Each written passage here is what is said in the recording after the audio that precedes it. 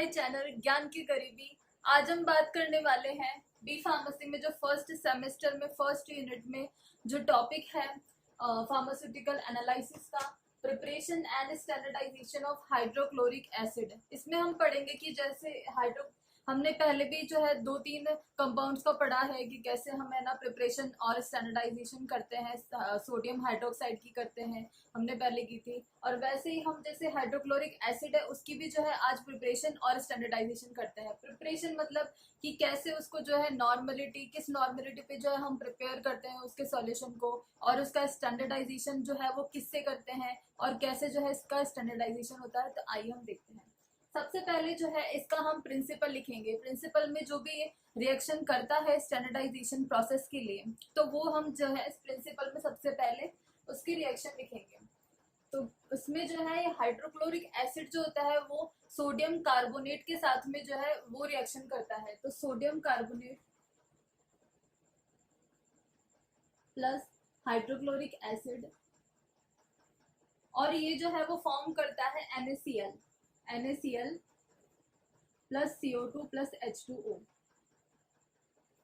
और इसके HCl के जो है 2 मोल्स लगते हैं। तो ये जो होता है उसका पूरा प्रिंसिपल जो प्रोसेस होता है वो होता है। अब इसके प्रिंसिपल के बाद में जो है हम सबसे पहले जो है प्रिपरेशन करेंगे 0.1 NaHCl की। जो 0.1 नॉर्मेलिटी होती है उस फॉर्म में हम HCl जो है वो उसका जो है हम बनाएंगे।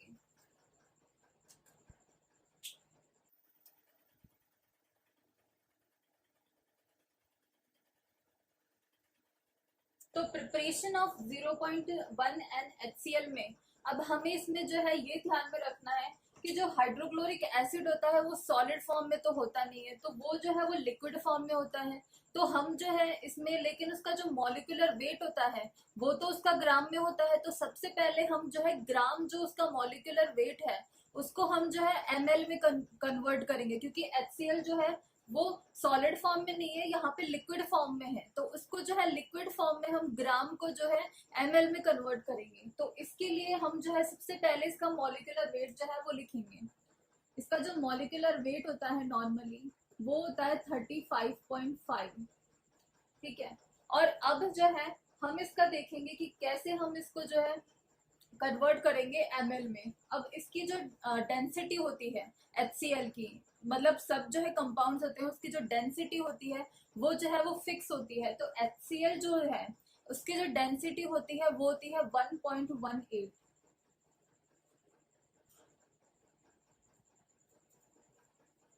अब इसकी जो है डेंसिटी आ गई। अब जो है हम देखेंगे कि जो इसको ml में कैसे कन्वर्ट करते हैं। तो सबसे पहले एक फॉर्मूला होता है। और एक बात और, ये जो HCl होता है वो जो है हमें पूरी प्योर फॉर्म में नहीं मिलता है। 100% उसकी प्योर फॉर्म जो होती है वो नहीं होती है। तो उसकी जो परसेंट प्योरिटी जो हमें मिलती है नॉर्मली वो होती है 35% से 36% जो है वो उतनी ही प्योर फॉर्म में रहता है। वो जो है 100% प्योर फॉर्म में नहीं रहता है। तो यहाँ पे हम जो है उसकी परसेंट प्योरिटी भी जो है वो लिख देंगे।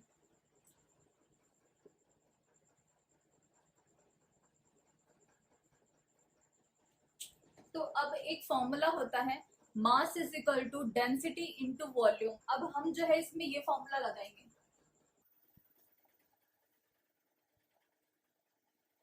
तो मास जो है हमें वो निकालना है।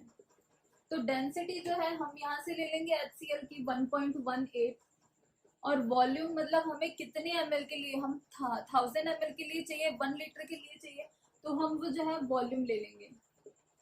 तो इसका जो मास है वो आ जाएगा 1180। लेकिन ये जो मास आया है वो जो है हमें आया है 100% प्योरिटी के फॉर्म में। लेकिन हमें इसको जो है लेकिन हमें जो मिलता है वो 35 से 36% ही होता है। तो हम जो है ये जो मास है इसको हम कन्वर्ट करेंगे उसकी प्योरिटी के हिसाब से। हमने 100% तो निकाल ही लिया इसका मास। तो हम जो है अब करेंगे for 35% to 36% purity, actual mass will be. तो इसका जो एक्चुअल मास है हम परसेंट प्योरिटी के हिसाब से कैसे निकालेंगे। सबसे पहले जो है हम उसका मास जो आया है 100% प्योरिटी का वो लिख देंगे। अब परसेंट निकालने के लिए हम करेंगे कि कितनी हमें परसेंट चाहिए अपॉन 100। अब हम जो मान रहे हैं कि इसकी जो प्योरिटी है वो 35.5% है, हमने इतना मान लिया, अपॉन अब 100 हो जाएगा। इससे जो है हमारा जो एक्चुअल मास है 35.5% का वो जो है अब आ जाएगा। तो इससे जो है इसका मास आता है, तो इसका जो मास आएगा वो आएगा 418.9। तो ये जो है इसका मास आ गया 1000 वॉल्यूम के अंदर जो है कितना मास है HCl का।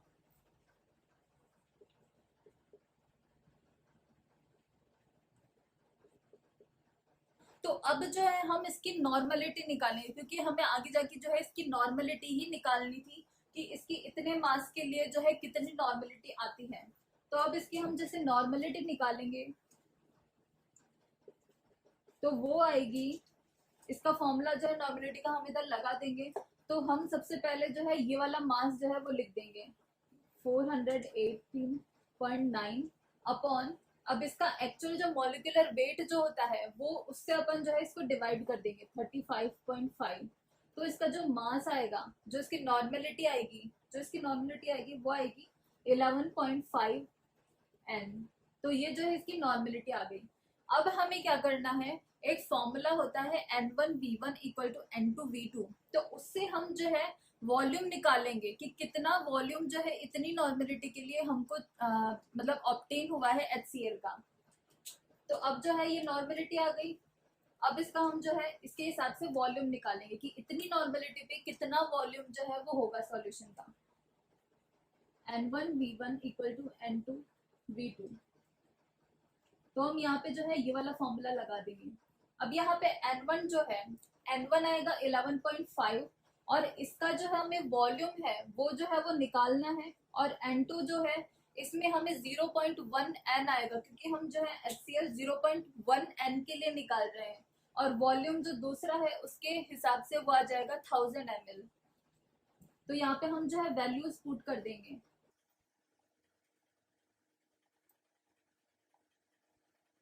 अब यहाँ से जो है V1 जो है वो आ जाएगा V1 इक्वल टू,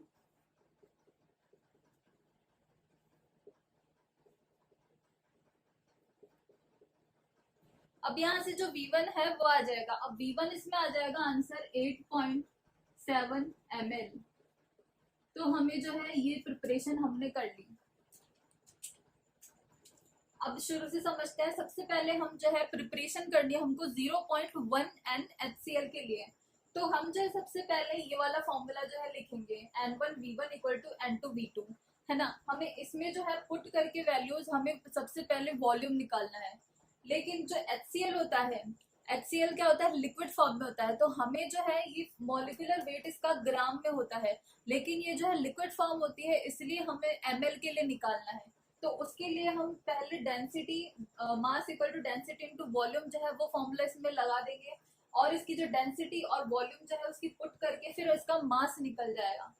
अब इसका मास ये निकला है 100% प्योरिटी के लिए, लेकिन जो हमें HCl मिलता है वो 100% प्योर नहीं होता है, वो जो 35 से 36% ही प्योर होता है। तो हम इसके हिसाब से हमने मान लिया कि वो 35.5% ही प्योर है। तो उसके हिसाब से हमने जो है वो मास निकाल लिया इसका फाइनल, कि इतनी प्योरिटी के हिसाब से इसका मास इतना होगा। अब हम इसकी जो है इसके हिसाब से हम नॉर्मेलिटी निकालेंगे। तो नॉर्मेलिटी जो है आएगी कि जितना मास हमने निकाला है वो अपॉन मॉलिक्यूलर वेट। तो इससे जो नॉर्मेलिटी है हमारी वो आ जाएगी 11.5 N। अब हम ये जो फॉर्मूला है इसके अंदर वैल्यूज पुट कर देंगे। हमने जो है नॉर्मेलिटी इसकी निकाल ली, हमें इस नॉर्मेलिटी के हिसाब से इसका जो वॉल्यूम है वो फाइंड करना है। और 0.1 N HCl के लिए हम निकाल रहे हैं और इंटू 1000 ml के लिए हमें निकालना है। तो V1 जो है वो हमारा आ जाएगा 8.7 ml। तो अब इसमें फाइनल स्टेप वो होगी, क्योंकि हमें प्रिपरेशन करनी है 0.1 N HCl की। तो हम जो है इसको डिसॉल्व कर देंगे।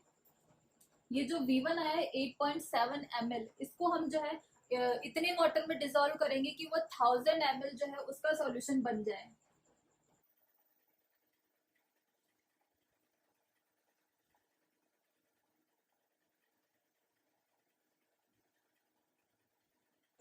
तो ये जो है हमने प्रिपरेशन कर ली 0.1 HCl की। अब हम जो है आगे देखेंगे, हमने एक HCl की तो जो है प्रिपरेशन कर ली। अब हमें जो दूसरा कंपाउंड है Na2CO3 जो कि इसमें यूज हो रहा है प्राइमरी स्टैंडर्डाइजेशन के लिए, तो उसकी जो है हम अब प्रिपरेशन करेंगे 0.1 Na2CO3 की। सो गाइज अब हम जो है ये सोडियम कार्बोनेट है इसकी जो है हम प्रिपरेशन करेंगे। अब इसकी जो प्रिपरेशन है, अब ये तो जो है इसमें तो कोई प्रॉब्लम नहीं आने वाली HCl की जैसे, क्योंकि ये लिक्विड की फॉर्म में जो है नहीं होता है। इसका हम जो है मॉलिक्यूलर वेट से ही इसका प्रिपरेशन कर सकते हैं। तो सबसे पहले हम इसका जो है मॉलिक्यूलर वेट लिखेंगे। तो इसका मॉलिक्यूलर जो वेट है वो होता है 106 ग्राम। अब हम क्या करेंगे, 106 ग्राम है उसको हम डिवाइड करेंगे कि इसमें कितने जो है नंबर ऑफ रिप्लेसेबल आयंस है, तो उससे हम जो इसको डिवाइड करेंगे तब इसका जो है मास वो आएगा। अब उसके बाद में मतलब इसका हम इक्विवेलेंट वेट निकालेंगे। तो इक्विवेलेंट वेट निकालने के लिए हमें मॉलिक्यूलर वेट जो है उसको डिवाइड करना पड़ता है नंबर ऑफ रिप्लेसेबल आयंस से। तो इसका जो इक्विवेलेंट वेट आएगा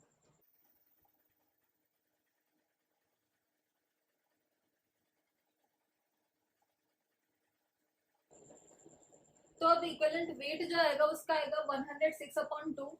अब इसमें जो है वो आ जाएगा 53 ग्राम। तो हमने जो है ये इक्विवेलेंट वेट निकाल लिया। अब हम क्या करेंगे, ये जो 53 ग्राम आया है वो आया है 1 नॉर्मेलिटी के लिए नॉर्मली। अब हमें जो है 53 ग्राम को 0.1 नॉर्मेलिटी के लिए जो है उसके लिए कन्वर्ट करना है। तो इसको जो है हम 10 से जो है डिवाइड कर देंगे। 4 0.1 नॉर्मेलिटी 53/10। तो इसका जो फाइनली मास जो आएगा वो आ जाएगा 5.3 ग्राम 0.1 नॉर्मेलिटी के लिए। अब हम क्या करेंगे, अब ये जो 5.3 ग्राम Na2CO3 है उसको जो है हम 1000 ml जो वाटर होता है उसके अंदर हम डिसॉल्व करते हैं ताकि इसका जो सॉल्यूशन है उसकी प्रिपरेशन हो पाए।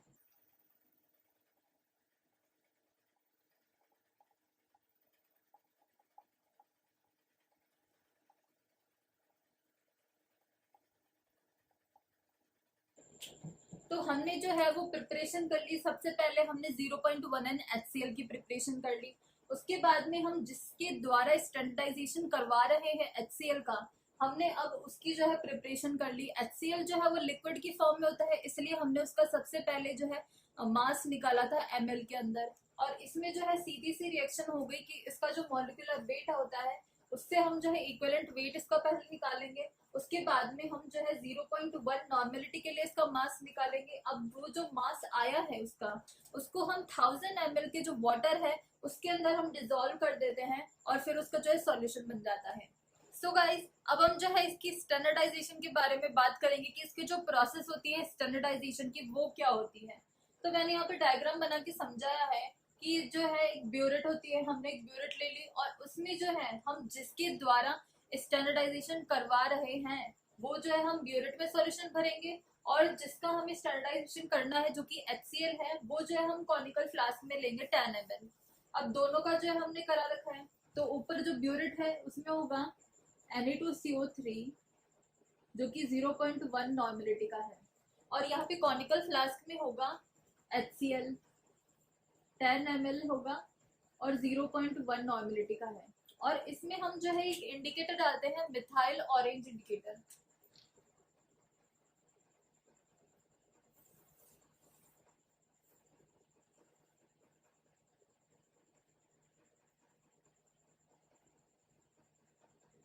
और ये जो मिथाइल ऑरेंज इंडिकेटर होता है वो हम डालेंगे 2-3 ड्रॉप्स, और डालेंगे हम HCl का जो होगा सॉल्यूशन 0.1 नॉर्मेलिटी का, उसके अंदर हम जो है डाल देंगे। अब इसकी जो प्रोसेस होती है वो कैसी होती है कि सबसे पहले हम जो कॉनिकल फ्लास्क है उसके अंदर हम 10 ml जो HCl है वो हम ले लेते हैं, और उसके बाद में हम क्या करते हैं उसमें इंडिकेटर होता है मिथाइल ऑरेंज वो हम जो है इसके अंदर डाल देंगे। उसके बाद में रेड कलर इसका जो है वो बन जाएगा क्योंकि इसमें HCl जो एसिड है वो प्रेजेंट होता है, और मिथाइल ऑरेंज जब इंडिकेटर हम डालते हैं तो उसका जो कलर होता है वो रेड हो जाता है। उसके बाद में हम क्या करेंगे, तो HCl जो है इसको टाइट्रेट करवाएंगे Na2CO3 के साथ में, मतलब ये जो है हम ड्रॉप वाइज इसके अंदर डालेंगे और उसके बाद में ये जो है जब बिल्कुल एंड पॉइंट आ जाएगा, जब जो है बिल्कुल ये स्टैंडर्डाइजेशन हो जाएगा HCl का, जब बिल्कुल मतलब क्योंकि ये जो है प्राइमरी स्टैंडर्ड होता है, तो जब ये जो है स्टैंडर्डाइजेशन हो जाता है, जब एंड पॉइंट आ जाता है, तब इसका जो कलर है वो इसका चेंज हो जाता है। इसका जो कलर होता है वो लाइट ऑरेंज से बिल्कुल येलो तक जो है उसका कलर हो जाता है सॉल्यूशन का, जिससे हमें पता चल जाता है कि इसका जो एंड पॉइंट है, मतलब इसकी जो स्टैंडर्डाइजेशन है वो हो गई है। तो इसकी ये जो है वो सारी प्रोसेस होती है। अब इसके बाद में हम जो है इसका फैक्टर कैलकुलेशन के बारे में देखेंगे। तो उसकी फैक्टर कैलकुलेशन जो है इसके अंदर मेनली क्या आता है, इसमें जो है हम पूरी जो कैलकुलेशन होती है रिएक्शन की, वो जो है हम इसकी समरी लिखते हैं। तो जैसे हम यहाँ पे लिख देंगे कि यहाँ पे हमें रिएक्शन से पता चल रहा है कि यहाँ पे जो Na2CO3 है जिसके द्वारा हम स्टैंडर्डाइजेशन करवा रहे हैं वो तो 1 मोल ही है, लेकिन जो HCl है जिसकी हम स्टैंडर्डाइजेशन कर रहे हैं वो जो है 2 मोल्स है। तो हम वैसे का वैसे यहाँ पे लिख देंगे कि HCl है वो 2 मोल है और जो सोडियम कार्बोनेट है वो 1 मोल है। उसके बाद में हम क्या करेंगे, अब 2 मोल है तो यहाँ पे 1000 ml तो आएगा नहीं क्योंकि 2 मोल है, तो यहाँ पे 2000 ml जो है वो 1NHCl का लग रहा है और उसके Na2CO3 जो है उसका मॉलिक्यूलर वेट आएगा 106 ग्राम। उसके बाद में क्या करेंगे, अब हमें 1000 ml के लिए चाहिए 1 नॉर्मेलिटी का HCl, तो हमने सीधा सा लिख दिया। अब यहाँ पे जो है ये 2 से डिवाइड हो जाएगा क्योंकि ये तो जो है आधा ही यूज हो रहा है HCl के मुकाबले अगर देखें, तो उसका जो है आधा वेट हो जाएगा और ये आ जाएगा। उसके बाद में अब हमें जो है बिल्कुल 1 ml और नॉर्मेलिटी भी 0.1 नॉर्मेलिटी के लिए चाहिए कि कितना ग्राम जो है वो सोडियम कार्बोनेट लग सकता है, तो उसका जो है वो आ जाएगा 0.0053 ग्राम ऑफ। यहाँ से जो है वो 10,000 जब हम डिवाइड करेंगे, मतलब 4 ही जो है जीरो वो आगे आ जाएगा क्योंकि यहाँ से 1000 3 जीरो और यहाँ के जो है 1 का हमने 0.1 नॉर्मेलिटी ले ली, तो इसका जो है इतना ग्राम जो है फिर लगता है। तो ये थी इसकी सारी प्रोसेस। सबसे पहले हमने इसकी प्रिपरेशन पढ़ी, HCl की पढ़ी और सोडियम कार्बोनेट की पढ़ी। उसके बाद में हमने इसकी स्टैंडर्डाइजेशन जो प्रोसेस है वो पढ़ी और फिर लास्ट में इसमें आता है फैक्टर कैलकुलेशन। तो ये थी वीडियो गाइज, और इसके नोट्स जो है हमने नीचे डिस्क्रिप्शन बॉक्स में लिंक दे दिया है, तो आप वहां से जो है डाउनलोड कर सकते हैं। Thanks for watching this video and please hit the like button if you like this video and subscribe my channel Gyan Ki Garibi and hit the bell icon to get notifications for my new videos.